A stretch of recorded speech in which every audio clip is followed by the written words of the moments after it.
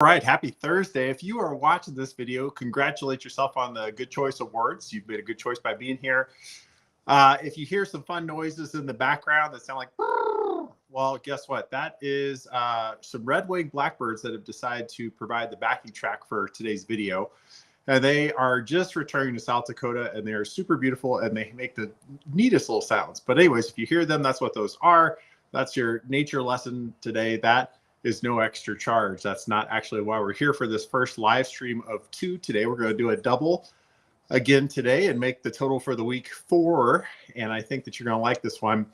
Well, at least, let me back up. At least some of you will like this one. Some of you will be like, oh, no, I'm not doing that.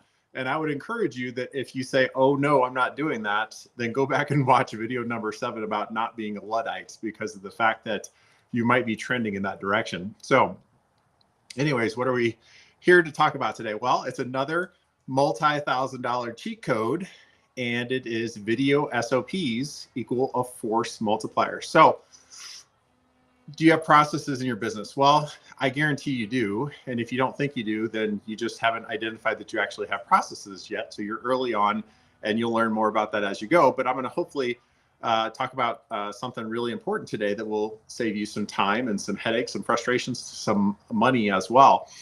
So here's a good way to tell whether you have processes in your business or not.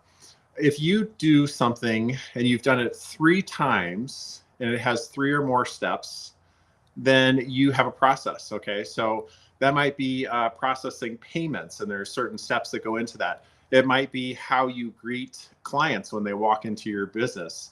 It might be how you reach out for marketing purposes. Those are all processes. And so if you've done something and it has a lot of similarity each time you do it, and you've done it more than 3 times, and there's more than 3 steps, then you have a process. Now, here's the thing. Back in the day, which was a Wednesday, by the way, if you were from 10, 15, 20, 30, 40 years ago, as far as a professional goes, you probably remember SOP manuals. And with that said, it used to be this Herculean effort that someone with incredible talent and unbelievable organization, and they really got a kick out of great typeface and checking for grammar and checking for spelling errors and making sure that the perfect outline was made. They were the people that had the talent and the patience to create these SOP manuals. And with that said, those SOP manuals never really got the credit that they deserved, and they tended to sit on a shelf somewhere after they were created. You know, you'd get a copy of it or something like that in your local office. There'd be ones for the major center if you had a corporate center to your company, and people did not go through those SOP manuals as often as they should. And the result was it never got the credit for the amount of time that was put into it. Well, fast forward to today, things are moving really, really fast. And with that in mind, an SOP manual is maybe not the best way to go for this day and age, especially with the robust abilities of media to help us create solutions to these challenges to record these things. Now, here's the thing. If you are a solopreneur and you say, oh, well, I don't need an SOP manual, it's just me. Well, what are you going to do when you sell the company? What are you going to do if something happens to you and a family member takes over your company and wants to honor your legacy? I do know of a gentleman that was taken far too early, and his best friend took over for him at that company. And I don't think they had a ton of SOPs in place when that happened. And so, you know, someone's trying to honor the legacy of another person. Oh, that's a Herculean effort. It's a noble cause, but if there's not a lot of SOPs in place, it can make it really hard to pick up the pieces after you've lost someone who founded a company. So with that said, you can certainly write them out, but that kind of borderlines on doing the Luddite thing all over again, like we talked about in number 7. And if you haven't watched that video, go back to it. But where can the rubber meet the road? I'll tell you, video SOPs. Now, a lot of people are going to go, oh gosh, I don't want to be in videos and stuff like that. Well, here's the thing. You don't need to create a full feature-length film. This is just a way to record your processes and do it in a way that's much more efficient, and I would argue much more effective than the traditional SOP manual. Why is it more efficient? Why is it more effective? Well, it's more efficient because you can speak faster than you can type, for sure.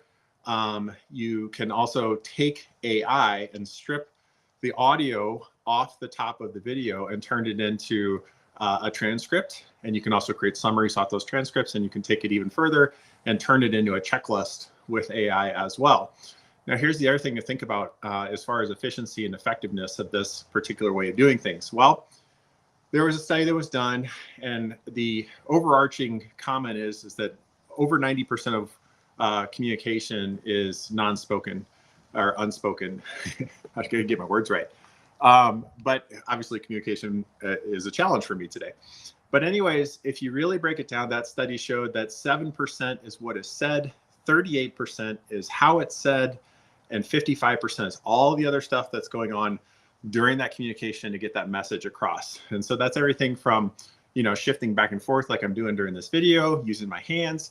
But what's interesting is that if that's the case, then if something is just typed up into an SOP manual, a lot of the intent can be lost because of the fact that it's just a typed message. Whereas is that when it's a video, you get intonation, you get inflection, you get opportunity to put words on the screen in addition to what's being said, whether those be closed captions or maybe call out bubbles, or maybe you zoom in and then words come up on the screen as the narrator is talking about the process to really drive the point home. Here's the other thing is that people learn in different ways. Some people struggle with reading for various reasons.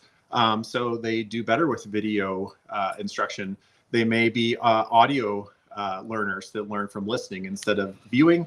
And so with that said, you're covering a wider group of people to get the message across regarding your processes. So you can communicate the message across this medium in a really effective way.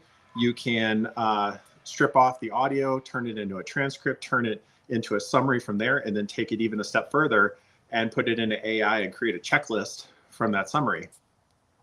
You know, if you are really excited about typed up things and printing things on paper and stuff like that, or if you have a compliance sheriff at your office, then you may have to put these things into binders and stuff like that. But you still have the videos. And here's the thing, a video can be accessed very easily over the internet.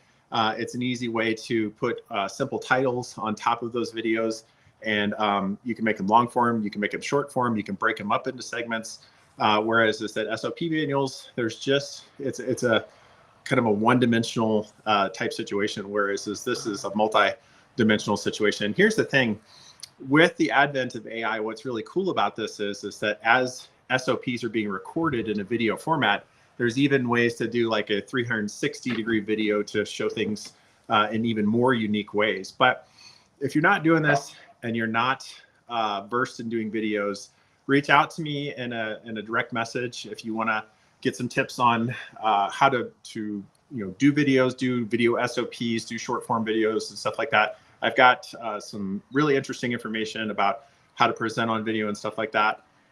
And I really do think that regardless of the size of your company, wherever you are, even if you don't have any team members yet, if you want to grow as a business, you're probably going to have team members at some point.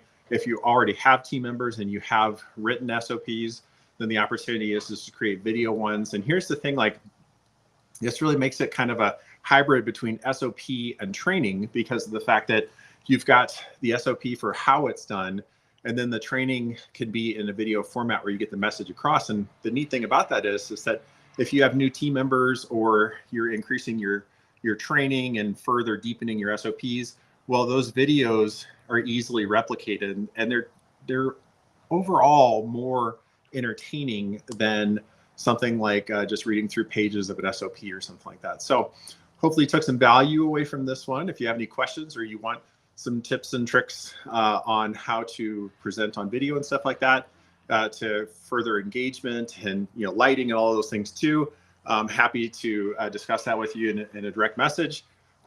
Stay tuned, come back in a few minutes. We're going to get back into it, and we're going to go into the next multi-$1,000 force multiplying cheat code. So come back for that.